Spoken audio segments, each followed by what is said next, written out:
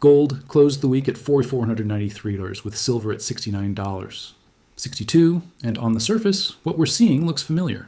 A strong run, a pause, a pullback, the kind of movement markets have conditioned people to interpret quickly.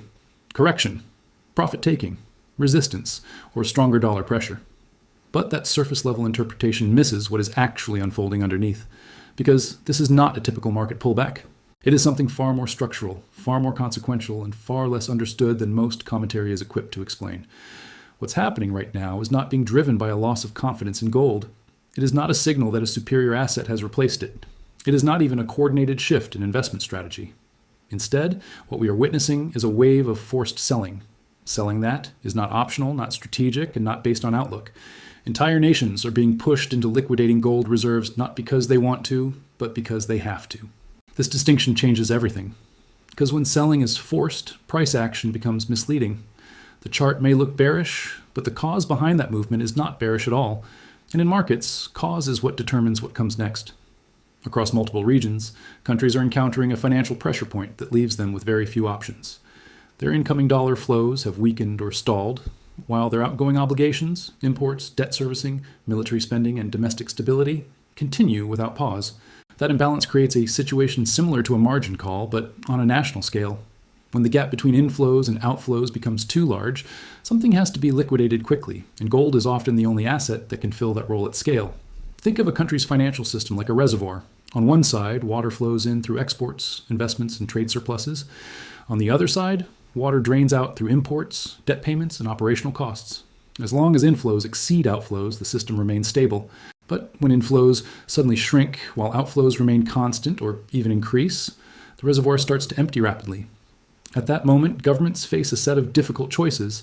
They can allow their currency to weaken dramatically, which often leads to inflation and instability. They can exhaust their foreign currency reserves, which only delays the problem. Or they can convert a portion of their gold reserves into liquid currency to buy time. Increasingly, they are choosing the third option. This is where the misunderstanding begins. When people see central banks or sovereign entities selling gold, they often assume it reflects a negative view of gold itself. But in reality, the selling says nothing about long-term confidence in the asset.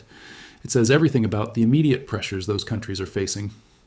There are three major forces driving this wave of selling, and each operates independently. They involve different countries, different motivations, and different timelines, but all three are converging on the same market at the same time, creating a surge in supply that the price is reacting to. The first force comes from countries heavily dependent on imported energy. When energy prices spike, these nations face a sudden and dramatic increase in their import costs. For economies that already rely on foreign currency to pay for energy, this becomes a major strain. Every increase in oil prices translates directly into a higher demand for dollars. When those dollars aren't coming in at the same rate, whether due to weaker exports or broader economic conditions, the pressure builds quickly. Governments in this position don't have the luxury of gradual adjustments. They need immediate liquidity, and gold becomes the fastest and most reliable way to access it. The second force involves nations that maintain fixed exchange rates against the dollar. These systems rely on a steady flow of foreign currency to maintain stability. When those flows are disrupted, the entire structure comes under pressure. Defending a currency peg requires constant access to dollars, and when those dollars become scarce, reserves must be used to fill the gap. Gold, again, becomes a tool for maintaining stability, not because it has lost value, but because it holds value that can be converted quickly. The third force is tied to geopolitical shifts and financial restructuring. Some countries are actively transitioning away from traditional financial systems and building alternatives that rely less on global reserve currencies. In the process, gold plays a central role, not as something to sell permanently, but as something to reposition. However, during periods of transition, especially when new regulations or restrictions are introduced, large volumes of gold can enter the market temporarily. This creates additional supply pressure, even though the long-term intention is to hold or even increase gold reserves. What makes the current situation so significant is not any one of these forces on its own, but the fact that they are all happening simultaneously. Multiple sources of selling, driven by completely different factors, are hitting the market at the same time. At the same moment, some of the largest consistent buyers have stepped back. Not permanently, but temporarily. This has created a gap where supply is elevated and demand is quieter, leading to the price behavior we're seeing now. But here is the key point. Forced selling has a limit. It is not infinite. It is not sustained by conviction.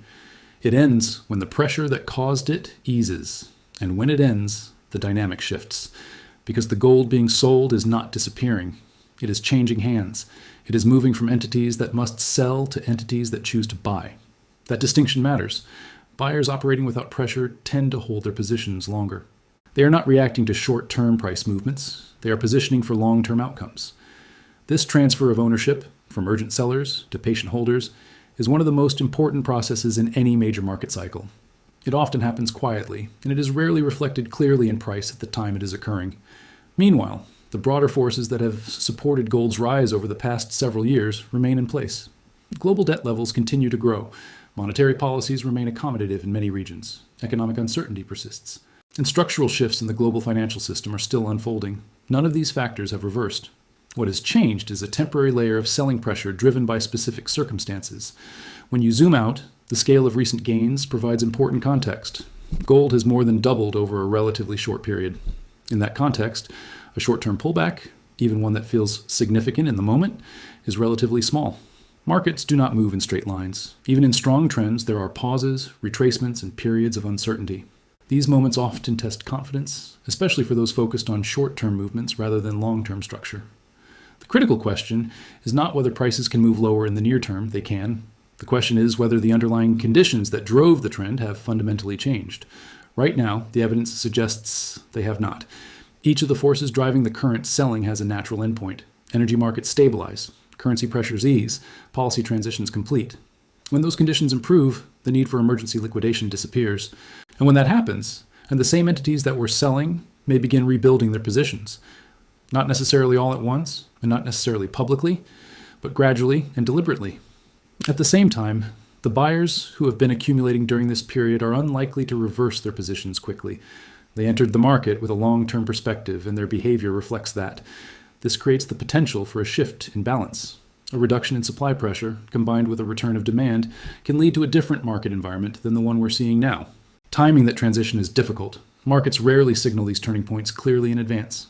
But understanding the structure behind the current movement provides a framework for interpreting what is happening. Instead of viewing the pullback as a sign of weakness, it can be understood as a phase within a larger process. A process driven not by changing beliefs about gold's value, but by temporary imbalances in liquidity and necessity. Every period of forced selling eventually comes to an end. And when it does, the market reflects a new equilibrium, one shaped by who holds the asset and why. Right now, that transition is in progress.